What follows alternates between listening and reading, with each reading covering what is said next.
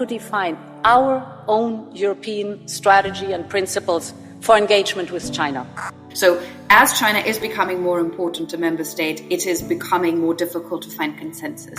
There's a lot at stake because this is an important relationship. Today, the EU and China are major trading partners. In fact, in 2022, bilateral trade in goods reached a record level of 857 billion euros. Crucially, China is the EU's largest source of imports, exceeding the combined share of imports from the US and the UK. Yet the EU-China relationship is about more than figures. The Russian war against Ukraine has been only the latest event to highlight the differences between the two entities in terms of geopolitical strategies and values. So what is Europe's strategy vis-à-vis the Asian giant? Does it have one at all? And what is coming up next in the relations between the EU and China?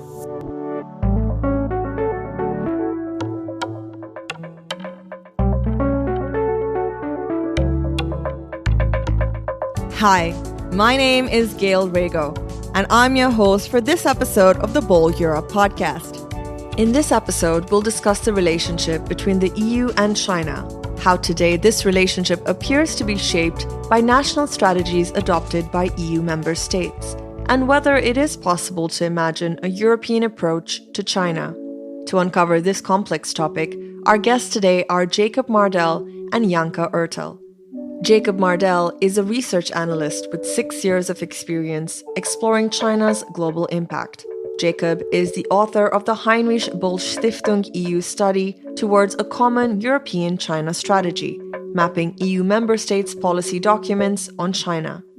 Janka Ertel is the director of the Asia program and a senior policy fellow at the European Council on Foreign Relations. Janka has published widely on topics related to EU-China relations, US-China relations, security in the Asia-Pacific region, Chinese foreign policy, 5G and emerging technologies, as well as climate cooperation. So welcome today to the podcast, Jacob and Janka. It's so nice to have you. Pleasure to be here. Thank you for the invitation. So I believe there couldn't be a better starting point for this episode, but referring to your latest publication, Jacob, towards a common European China strategy, mapping EU member states' policy documents on China. A study which was published by the Heinrich-Böll-Stiftung. Although the title is quite self-explanatory, I'd ask you first of all to set the context. What has been the object of this study and why is it relevant today? So broadly, of course, the topic is European China policy or strategy, but more concretely, I looked at published policy documents that mention China. So I did a bit of talking to in-country experts for background, but the main object was really documents publicly available mentioning China. So we're talking about national security, defense strategies, foreign policy documents, foreign policy papers on the Indo-Pacific or Asia, and in rarer instances on China itself. Why it's relevant today, I think we're clearly at a point of great evolution in European China policy. And to simplify massively, China over the past 10 years has become much stronger and more assertive, and all of the problems that existed in the EU-China relationship, like access, human rights, etc., have become more problematic. And over the past 5 years in particular, Europe's begun paying more and more attention towards that movement of China towards center stage, as Xi Jinping put it. And the result is a toughening of European stances on certain issues. And the strategies we're going to talk about can be seen as part of this wider evolution expressed through various European policy papers. So starting with the EU-China strategic outlook back in March 2019, we've had a couple of national China strategies, and then the immediate context is the publication of this German strategy on China. Or rather, maybe the study was trying to elaborate on the context for this German China strategy, if you see what I mean. Where did this thing come from? What other similar documents are there out there? And why publish a strategy at all? So those are the sort of questions I wanted to answer. Fair enough. So who's in and who's out, so to speak? Meaning which countries actually have a China strategy, and how do these strategies actually differ? Can you give us some examples? Sure. So we only have 4, really. Technically, there are 6 policy documents that specifically focus on China. Slovakia has a 2017 document, which is all about enhancing economic cooperation with China. That's sort of been dropped. And then we have a even older 2008 strategy from Denmark. But in terms of in this sort of turn I was talking about, the last 5 years, we only have 4 from the Netherlands. We have a new balance published in May 2019. Then next comes Sweden with a government communication on approach to matters relating to China. That's September of that year, 2019. And then Finland's governmental action plan on China, June 2021. And finally, of course, the German strategy on China, July this year. Maybe worth mentioning that Switzerland, although not EU member state, also has a 40-page China strategy, which was adopted in 2021. And then you have a range of EU member states that have an Asia or Indo-Pacific strategy that feature China to various degrees. But it's really these 4, with the most recent one being Germany's, of course. And anything you want to say about how some of these strategies differ from each other, Jacob? They all differ from one another, especially in the sense that they're published at different times. They have a lot of commonalities because they're all based on this sort of core EU framework. I would say they probably differ most in their sort of sophistication, and it might be unfair of me to say whether that's a result of Germany being more sophisticated in its approach than the Netherlands or whatever, because they're published at different times. But I kind of see them on a continuum, a sort of evolution of European policy on China and a general toughening. I think something worth pointing out is I'm using the word strategy a lot, but these are really more similar to position papers. They put a sort of stake in the ground, if that's the right expression. They try and establish a common government position on China, and in doing so publicly, they function almost as a manifesto. This is the framework we've agreed and we've come to through this arduous process of consensus building. And in this sense, they sort of push the envelope forward. They're progressive. So there are obviously some differences between them because the countries are different and their economic relationships with China are different. But in the sense that they have one, there's more commonalities between them. Janka, one of the countries mentioned by Jacob is, of course, Germany, which indeed published one of the most recent strategies on China. In your recently published book, you speak of the end of the China illusion. What do you mean by this? And how does it relate to Jacob's insights? Yeah, so the German-China strategy speaks at the very outset in its analysis bit about kind of what China are we actually facing, about the fact that China has changed, and therefore Germany's approach to China needs to change as well. But it doesn't actually say so much about how China has changed. It's also supposed to stay under 500,000 pages, so it really would be difficult to put all of that into it. But what the book that I wrote is trying to do is explain this, how China has changed and why this really needs to result in a different kind of approach. And the how is kind of the end of the China illusion, because we were thinking about China in a certain way, with a certain form of objectives that we put towards it, that all had at the heart of themselves that it was about that China would become more like us. That in the end, all the trade that we would do and all the relations that we build and all the society contacts, people-to-people contacts that we have would eventually lead to a closer relationship. And what has happened over the last decade is that the relationship has not become closer, but quite the opposite, that it has drifted further apart, and that we're now in a situation where the Chinese economy is a real challenge to our industry, where China's kind of global order, understanding of global order is a real challenge to our understanding of where we want the global order to be and what we want the rules of the world to be, and where kind of China's societal model and its approach to its own society and its aggressive approach to its regional neighborhood is becoming a challenge to our interests at home and abroad. And I think this is where we're now facing a very new situation. And the German-China strategy is a first indicator of that. I don't think that this is the end of a process. It's the end of a thought process that has happened, as Jacob, I think, has described really well. It's sort of the government talking to itself. It's figuring out where it's at. It's figuring out where the different parts of the government are, what they are actually doing with China. But it is a starting point for a broader societal conversation about, and now what? because the and now what is still a bit, I would say, muffled in the strategy. We hear a lot of analysis, we see that, but we don't hear okay, so what are we going to do with this? Some aspects are mentioned in the German-China strategy in terms of we have to strengthen ourselves, we have to understand better and how we relate to China in the future, and we have to be slightly more lined up in the government, but it doesn't go into details. And I think that work is starting now. And this is a work that is not only starting in Germany, but within the overall de-risking agenda that we're seeing. This is something that's happening across Europe right now. Jacob, anything you'd like to add? I suppose I'd just pick up on that interesting thing Janka said about this being a conversation the government is having with itself, because one of the questions at the front of my mind when I began researching for this study was why publish a China strategy at all? Perhaps it feels like that might be an obvious answer, but as I've pointed out, only 4 EU member states have policy document published specifically dealing with China. That doesn't, I don't think, mean that other countries don't have some form of a China strategy. I think, for instance, Belgium has an internal China strategy, and I'm sure lots of other countries have some form of strategy on China. And their argument or logic for not publishing is, I suppose, quite a compelling one, because if they publish a strategy, Beijing then knows about it, and therefore it might not end up being a very effective strategy.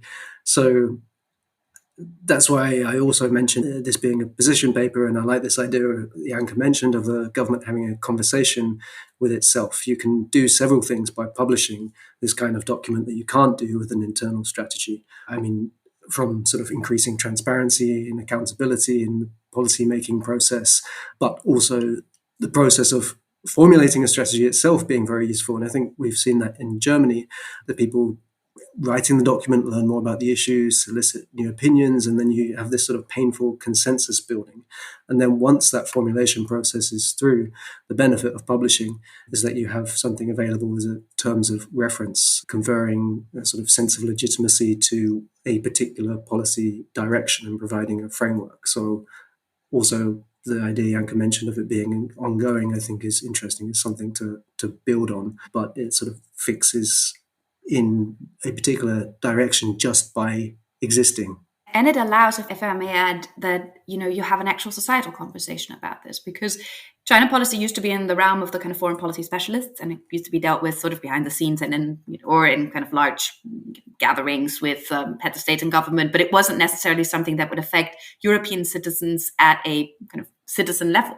And I think that has changed, because with the agenda that we're now having, with the de-risking agenda, this means that this will be about a new redistribution of wealth, of power. It's about kind of the future of German industry, the future of European industry, the future of industrial policy. Where is taxpayers' money being spent and where is it not being spent? Because one prioritizes differently and one weighs the risks differently. And if citizens are affected, then citizens should also have a basis of kind of judging their governments on what they're actually doing and how they're thinking about this and why they are rejigging certain things and why they are shifting priorities. So I do think it actually also allows for this conversation with the European publics to take place. This is our traditional Did You Know section, where we provide an additional piece of context to the podcast conversation. Today, we thought it would be useful to provide you with a brief chronicle about EU-China relations in 2023. At the end of September 2023, European Commission Executive Vice President Valdis Dombrovskis and Vice Premier of the People's Republic of China, He Lifeng, co-chaired the 10th EU-China High-Level Economic and Trade Dialogue. This is the main platform for the EU and China to discuss economic and financial matters, as well as trade and investment cooperation. The two sides discussed the macroeconomic situation in the EU, China, and globally. More specifically, the two sides discussed market access and supply chain issues. Another key topic was Russia's war against Ukraine. In this context, Executive Vice President Dombrovskis called on China to play a constructive role in ensuring lasting peace. Earlier in September, the European Council President Charles Michel met with China's Premier Li Qiang on the margins of the G20 summit in New Delhi, India.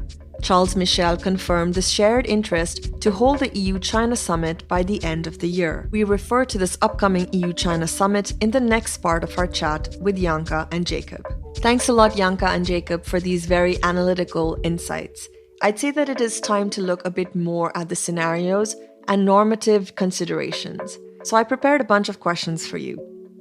First of all, how can we find a common European answer to China? And can we build on the national strategies that were discussed in the first part of this podcast? So where I think the German-China strategy works, and actually the speech of Ursula von der Leyen in March 2023, I would put that almost in the realm of a new strategy, because it was a speech that was so kind of decisive when it comes to a way forward or describing a way forward, so that I could say it's sort of it's almost a semi-strategy speech, at least, or it can be seen in that context of strategies that we have out there. I think with the German strategy and this speech they describe a version of reality. A version of reality that the entirety of the German government is signing on to. What kind of China are we actually seeing?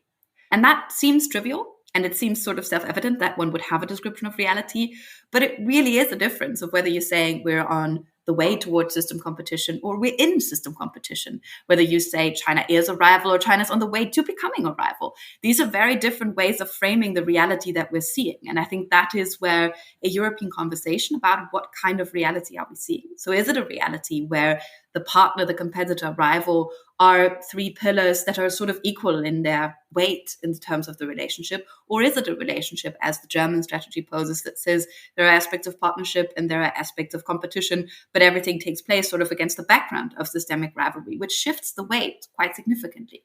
So I think this is where the conversation across Europe needs to start and say, can we as EU member states arrive at a collective description of reality that we actually agree on when we say this is the kind of China that we're seeing and this is the kind of world that we're describing? And this is then the question, then how do we situate ourselves in it, is a second order one. It kind of follows after that. But that first bit, I think a kind of collective strategy process could deliver. I'd just add to that maybe even these documents can be part of this ongoing discussion and evolution in a more granular sense of contributing some new framing of a more specific issue, hinting at a solution. I think there was some dissatisfaction with the German strategy on China for not sort of providing too much in the way of detail, but that's also part of the ongoing conversation, provides a reference for conversations ongoing in Brussels, in other member states, and I hope that these conversations feed into one another and we have this sort of progression towards a more sophisticated response to China. But what we have to realistically probably agree on is that because there is a growing divergence, so as China is becoming more important to member states, it is becoming more difficult to find consensus. I think as long as it was relatively low in the list of priorities and the hierarchy of priorities of most member states, it was actually easier to come to joint positions, because in the end, it would be like, well, yeah, something else is more important. And if this is what you think we should do, okay, then we will agree on this. Now that China is particularly becoming more important in Eastern European countries with regard to its role in the war in Ukraine, this actually has the potential to drive the European consensus further apart and will make it more challenging to come to collective positions, because there is a real urge in Eastern European countries, in the Baltics, to say, hang on, this position that the Chinese are taking at the moment, actively supporting Russia's war effort, is really not in our interest and we should speak out clearer.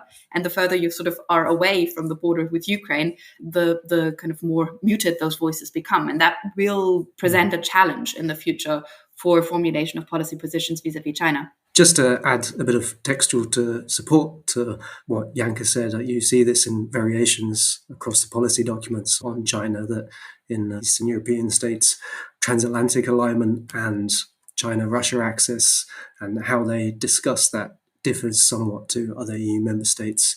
There is an emerging consensus that the partnership between Russia and China challenges European interests, and the German strategy makes that crystal clear. It says that China's relationship with Russia, in particular since Russia's war of aggression against Ukraine, is an immediate security concern for Germany. But then you have the new Czech security strategy published in June, which is maybe a little bit more strongly worded, saying that Russia and China share the same interests to weaken the influence and unity of democratic countries. So to some extent, it matters enormously, sort of the difference between theory and practice, what these documents say and how countries actually act on them. But you can also see sort of slight hints of it in the documents themselves, which I find interesting. What next steps are needed, in your opinion, to reach a common European strategy, if that's even possible. Also, several EU officials visited China this year. Do their visits show us a direction in which the EU is steering? I think you can look at EU visits to China and see a direction of travel. Perhaps von der Leyen's visit and Macron's almost simultaneous trip to China. You saw a pattern of Ursula von der Leyen working hard to fill a leadership gap on China and taking this tough line, and then Macron getting in trouble, having the controversy around him essentially saying Taiwan was a US-China concern and Europe should keep out. So I think this contrast between sort of the tougher line, clearer line taken by Brussels, and then this sort of fighting between France and Germany on China, competition for leadership in Europe, and really concern with domestic economic priorities as well. But the direction of travel it indicates, I think, is perhaps the one Brussels is taking us. I'm not sure if there's much going back, although there might be this to and fro and disagreement, and the German-China strategy diluted as it might be as an indication of that. I would say, so I very much agree. I think what they say and what they do is a bit of a different story at the moment. So what are we seeing happening really at the EU level when it comes to the different tools that have been created in response to China? So the anti-coercion instrument or the IPI, the procurement instrument, that have all been kind of clearly with China in mind, created to give Europe the tools it needs to deal with the new challenge that China poses, particularly in the economic realm. What we see when we look at the member states and what they're doing in their relationship with China is that they're trying to preserve sort of a space for bilateral interactions to pursue their respective national interests, be it French wine and cheese or German cars. All of that needs to have a certain role in the conversation with the Chinese. And then there is obviously some virtue in having a multitude of different voices to say, well, we'll try different approaches in pursuing some of the key goals that we want to pursue when it comes to China in areas in which we need China to do certain things. I wouldn't even go as far as to say in which we need China as our partner or in which we need China to cooperate, but where we have a clear ask. We say we would like the Chinese government to take a certain position when it comes to questions of decarbonization or when it comes to questions of its position vis-a-vis Russia or when it comes to nuclear disarmament. All of these are matters in which the Europeans are quite clear about the fact that they want to have their own voices around this and that they want to try different paths towards that. That in and of itself is fine, but as soon as those positions become contradicting European approaches, then it becomes more difficult. And I think what we're seeing is what Jacob has described as the to and fro, where the clarity of the strategic position is not very clear. And this is sometimes even within one government where one sees these different approaches. I think the Germans are a really good example of that, where you see, the German economics ministry and the foreign ministry say one thing and the chancellery saying something else. And then you have situations in which the Chinese government is quite capable in playing on that. And at the recent visit that we had here with the Prime Minister coming for the government consultations and the situation that for the first time there were no questions at the press conference asked to the Chinese Premier, that is, I think, a step backwards. And it was something that was brought about by kind of a certain form of, I would say, strategic indecisiveness. People couldn't make up their mind what exactly were the strategic priorities of this visit. And that has a potential to kind of have an impact in the long run on relations, also for other European member states, because why would you then answer questions in Spain if you didn't have to do it in Germany?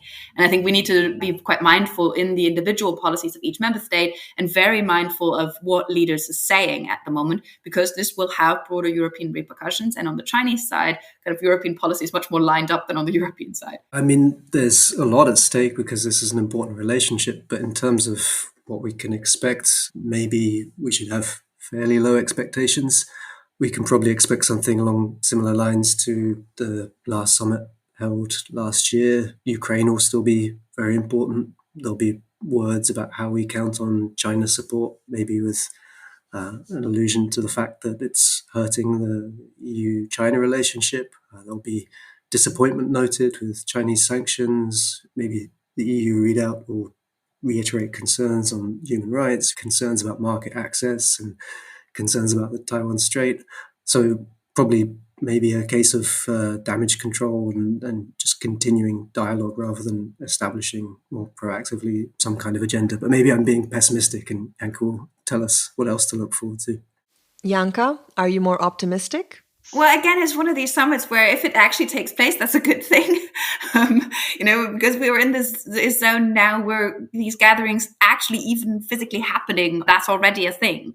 And I think it is, despite all of the difficulties of the interactions that we're having, it is worth talking. But for the Europeans, I think it is moving into a zone where we're not talking for talking's sake, but where we're talking and actually having an agenda for what we want to achieve with this. And I think what the European Commission has done with the start of the EV subsidies probe that is now being put on the table is kind of threw down the gauntlet, saying, we actually have a problem with how this is our kind of economic relationship is developing. And this is something where the EU has the authority. This is not foreign policy. This is not all sorts of other things. This is classic good old trade policy. This is good old economic policy. We have the competencies here. And this is something for our summit. Well, we can discuss about this, and we can discuss whether this is something that we can de-escalate or whether this is something we can kind of have a proposition coming from the Chinese side that can actually be discussed. And I do think that it's useful at the moment to bring some of these things back to the slightly more old school topics as well, because we have a problem with the way that China is doing business with Europe and in Europe and for European companies in China.